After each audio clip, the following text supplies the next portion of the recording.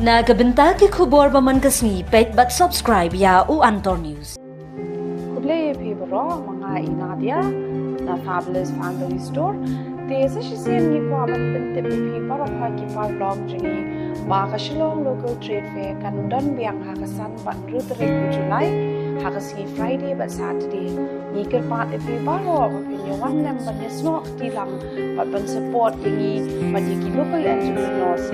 Tingi don kumpa Southwall store, nado ka food stalls, nado ki ka flea market, but she pun de ki jingli akan na benta ki lunggu.